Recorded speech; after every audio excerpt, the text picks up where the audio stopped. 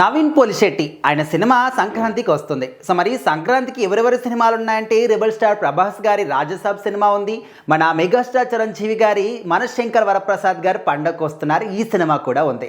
ఇంకా ఈ సినిమాలతో పాటు ఇంకా 2-3 సినిమాలు కూడా ఉన్నాయి.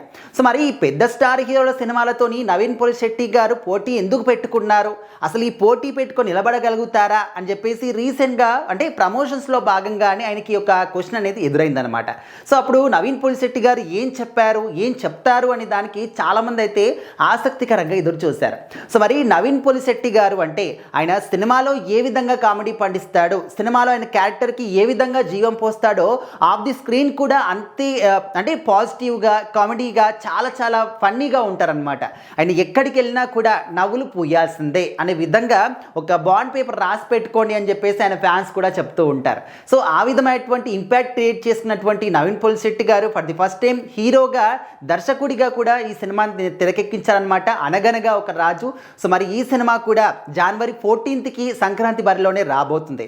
సో మరి జనవరి 9కి ది రాజసాబ్ సినిమా ఉంది ప్రభాస్ గారిది, అండ్ 12కి మనశంకర్ వరప్రసాద్ గారు చిరంజీవి గారి సినిమా ఉంది, 14కి నవీన్ పోలిశెట్టి గారి అనగనగా ఒక రాజు ఈ సినిమా ఉంది. సో మరి ఈ సినిమాలో మీనాక్షి చౌదరి హీరోయిన్గా చేస్తుంది. సో మరి ప్రభాస్ గారు చిరంజీవి గారు వీళ్ళతోని పోటీ ఎందుకు పెట్టుకున్నారు, తర్వాతకి పోస్ట్పోన్ చేసుకున్నొచ్చు కదా అని చెప్పేసి అయితే కొంతమంది అడిగారనమాట. దానికి నవీన్ పోలిశెట్టి గారు ఏం చెప్పారు, అసలు వీళ్ళతోని పోటీ అవసరమా అనే విధంగా కూడా కొంతమంది అంటూ ఉన్నారు.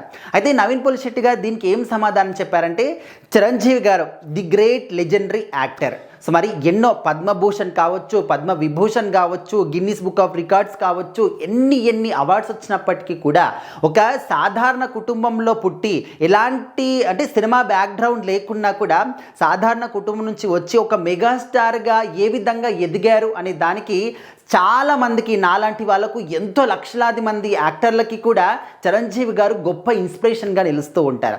సో మరి అలాంటి వ్యక్తిని నేను కూడా ఖచ్చితంగా అనుసరిస్తాను, ఆయన ఎంతోమందికి ఇన్స్పిరేషన్ నాతో పాటు అని చెప్పేసి చెప్తూ ఆయన సినిమా చూసిన తర్వాత అందరూ కూడా ఆయన సినిమాతో పాటు నా సినిమా కూడా చూడడానికి వస్తారు అని చెప్పేసి అయితే చాలా నమ్మకంగా చెప్పారు. అంటే ఆయన సినిమా మీద అంత నమ్మకంగా ఉన్నారు, నా సినిమాలో కూడా ఖచ్చితంగా కంటెంట్ ఉంది, మీకు కంప్లీట్ ఫ్యామిలీ ఎంటర్టైన్మెంట్ ఉంటుంది అని చెప్పేసి. సో ఇక్కడ ఇంకొక కోయిన్సిడెంట్ ఏంటంటే, లాస్ట్ ఇయర్ వచ్చినటువంటి సంక్రాంతికి వస్తున్నాం సినిమాలోని వెంకటేష్ గారు కంప్లీట్ ఒక రోల్ చేయడం కానీ అండ్ ఒక సాంగ్లో కూడా ఫుల్గా ఉన్నారు. సో మరి అదే సినిమాలో సెకండ్ హీరోయిన్గా చేసినటువంటి మీనాక్షి చౌదరి ఇక్కడ నవీన్ పోలిశెట్టి గారి సినిమాలో హీరోయిన్గా చేస్తుంది. సో మరి ఇక్కడ చాలా చాలా కోయిన్సిడెంట్స్ అయితే ఉన్నాయి. మరి ఈ సంక్రాంతికి ఈ పోటీ ఏ విధంగా ఉంటుందో మరి ఖచ్చితంగా అప్పటి వరకు అయితే వెయిట్ చేసి చూడాలి.